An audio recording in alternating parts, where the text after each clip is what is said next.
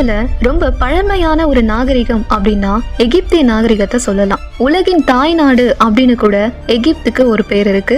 அவங்களுடைய நாகரிகம் பார்த்தோம் அப்படின்னா கிட்டத்தட்ட 7000 ஆண்டுகளுக்கு மேல பழமையான ஒரு நாகரிகம். அதே சமயம் இன்னைக்கு உலகத்துல பேசக்கூடிய மொழிகள்ல, பேச்சு வழக்குல இருக்கக்கூடிய மொழிகள்ல மிகவும் பழமையான ஒரு மொழி அப்படின்னா கண்டிப்பா நம் தமிழ் மொழி மட்டும்தான். நம் தமிழ் மொழி மட்டும் கிடையாது, நம் தமிழர்களுடைய நாகரிகமும் எவ்வளவு பழமையானது அப்படிங்கிறதுக்கு நம் கண் முன்னாடி நிற்கக்கூடிய சான்றுகள் தான் கீழடி, ஆதிச்சநல்லூர் மாதிரியான இடங்கள்ல நடத்தப்பட்ட அகழ்வாய்வுகள்.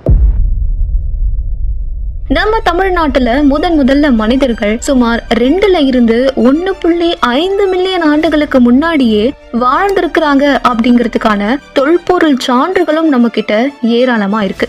அந்த வகையில இன்னைக்கு நம்ம சேனல்ல எகிப்தியர்களுக்கும் தமிழர்களுக்கும் இருக்கக்கூடிய ஒரு சில ஒற்றுமைகளை பத்தி தான் பார்க்க போறோம். வீடியோவை ஸ்கிப் பண்ணாம ஃபுல்லா பாருங்க, நிறைய சுவாரஸ்யமான தகவல்கள் இருக்கு.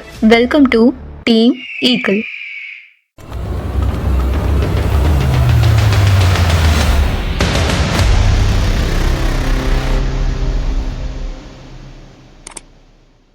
முதல்ல எகிப்து எங்க இருக்கு அப்படின்னு பாத்தீங்கன்னா ஆப்பிரிக்க கண்டத்தோட வடகிழக்கு மூலையில அமைந்திருக்கு. பாலைவன பூமியாவே இருந்தாலும் நைல் நதி அப்படிங்கிற நதி பாயறதுனால இந்த எகிப்து எப்பவுமே வளமான ஒரு நாடாகத்தான் நமக்கு காட்சி தருது. எகிப்துக்கும் தமிழ்நாட்டுக்கும் முதல்ல எந்த இடத்துல தொடர்பு ஏற்படுது அப்படின்னு பாத்தீங்கன்னா பழங்கால வாணிபம்.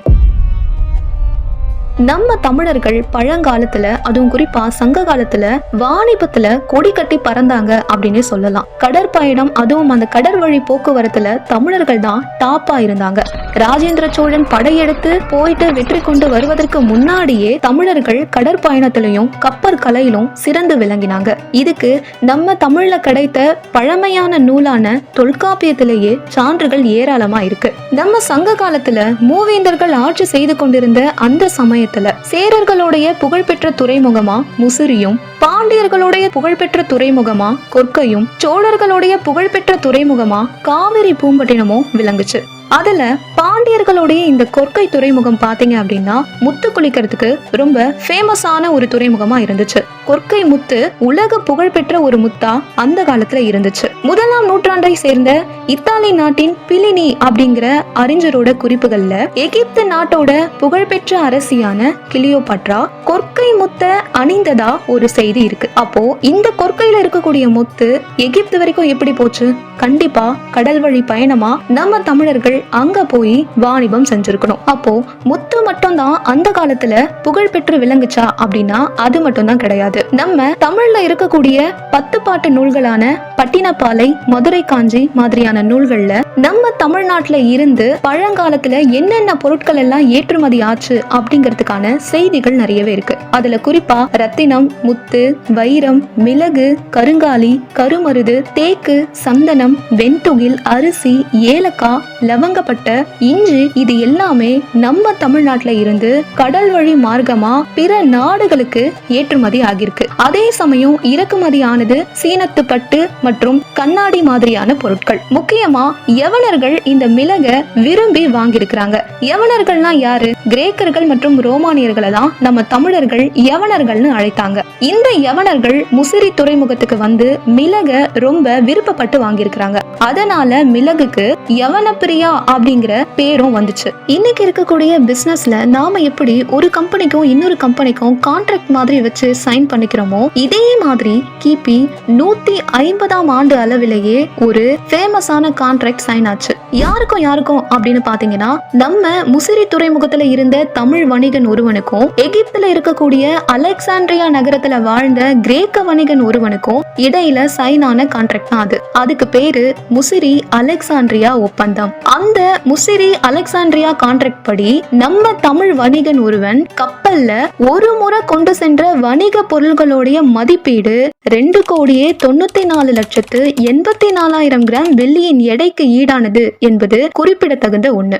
எகிப்துல ஒரு தடவை அகழ்வாராய்ச்சி பண்ணும்போது ஒரு பானை ஓடு ஒண்ணு கிடைச்சது. அந்த பானை ஓட்டுல பாத்தீங்கன்னா தமிழ் எழுத்துக்கள் பொறிக்கப்பட்டிருந்துச்சு. என்ன சொல் அதுல இருந்துச்சு அப்படின்னா உரி அப்படிங்கிற சொல் இருந்தது. இந்த பானை ஓடு கிட்டத்தட்ட 2000 ஆண்டுகள் பழமை வாய்ந்த பானை ஓடு அப்படின்னு ஆராய்ச்சியில தெரிய வந்தது. எகிப்துல அந்த பானை ஓடு கிடைத்த இடம் வந்து பாத்தீங்கன்னா பழங்காலத்துல ரோமானியர்கள் வசித்த இடம். அந்த இடத்துலதான் அந்த பானை ஓடு கிடைச்சது. இதே மாதிரி நம்ம தமிழ்நாட்டிலையும் ஆதிச்சநல்லூர், கீழடி மாதிரியான இடங்களை ஆய்வு செய்த போது ரோமானியா நாட்டை சேர்ந்த பானைகள் அதிக அளவுல கிடைச்சது அப்படிங்கிறது குறிப்பிடத்தக்க ஒண்ணு. இரண்டாவதா பாத்தீங்கன்னா எகிப்தியர்கள் இறந்தவர்களுடைய உடலை மம்மிஃபிகேஷன் அப்படிங்கிற மெத்தட்ல பதப்படுத்தி வச்சாங்க அப்படிங்கிறது நம்ம எல்லாருக்குமே தெரியும். அப்படி அவங்க பதப்படுத்தி வச்ச அந்த உடல் கூட நாற்றன் உப்பு அப்படிங்கறதையும் தாண்டி நிறைய பொருட்களையும் சேர்த்து வச்சாங்க. அதுல ஏலக்காயும் ஒண்ணு. நான் வீடியோ ஸ்டார்டிங்லேயே குறிப்பிட்டிருந்த மாதிரி நம்ம தமிழ்நாட்டுல இருந்து ஏற்றுமதியான பொருட்கள்ல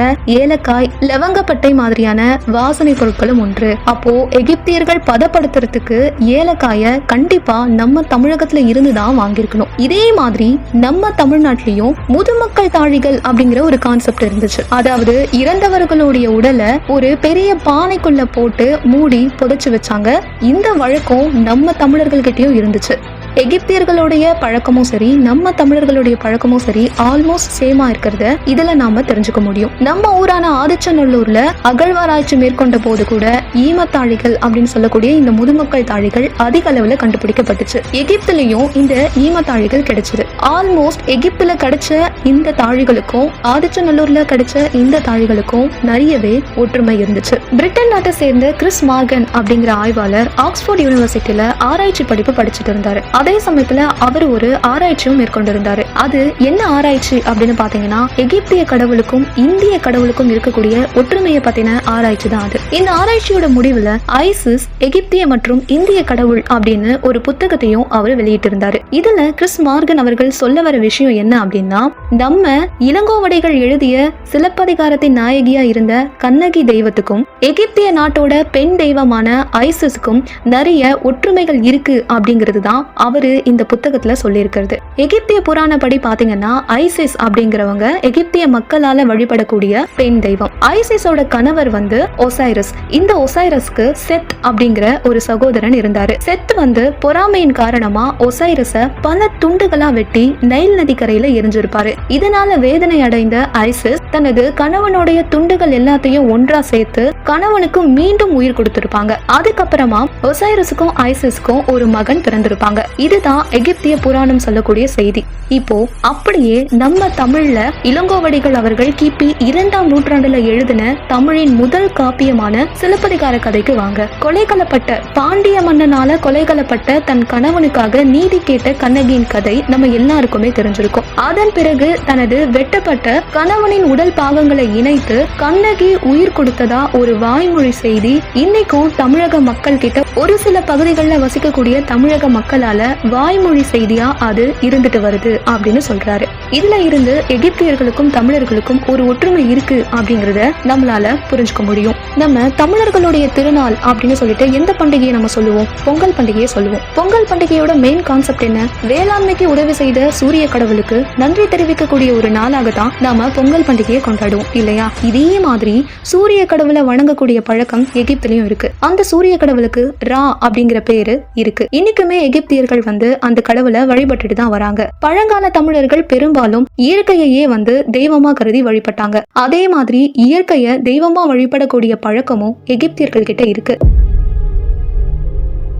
எகிப்தியர்களுடைய உடையில வேட்டியும் இருந்திருக்கு, தலைப்பாகையும் இருந்திருக்கு. இது எகிப்துல வரையப்பட்ட ஒரு சில ஓவியங்கள் மூலமா நம்மளால கண்கூடா பார்க்க முடியும். அதே சமயம் முக்கியமான ஒரு விஷயம், அந்த காலத்திலேயே கட்டப்பட்ட எந்த ஒரு டெக்னாலஜியும் இல்லாம அந்த காலத்திலேயே பிழையில்லாம செங்குத்தா கட்டப்பட்ட கட்டிடங்கள்லயே பிரமிடும் தஞ்சை பெரிய கோவிலும் ஒண்ணு. எப்படி நம்ம ஊர் கோவில்கள்ல கோபுரங்களுக்கு வெளியே சிலைகள் இருக்கோ அதே மாதிரி பிரமிடுகளுக்கு உள்ள சிலைகளை உங்களால பார்க்க முடியும். ஒருவேளை உண்மையாகவே ஆதி தமிழர்கள் இங்கிருந்து இடம்பெயர்ந்து எகிப்துக்கு போயிருப்பாங்களா? நாகரிகத்தையும் பண்பாட்டையும் வளர்ச்சியடைய செஞ்சிருப்பாங்களா? இத பத்தி நீங்க என்ன நினைக்கிறீங்க? உங்களுடைய கமெண்ட்ஸ்களை மறக்காம லீவ் பண்ணுங்க. அப்படியே இந்த வீடியோ பிடிச்சிருந்ததுன்னா லைக் பண்ணுங்க, உங்க ஃபேமிலி அண்ட் ஃப்ரெண்ட்ஸுக்கும் ஷேர் பண்ணுங்க. மறக்காம நம்ம சேனலை சப்ஸ்கிரைப் பண்ணுங்க. நன்றி.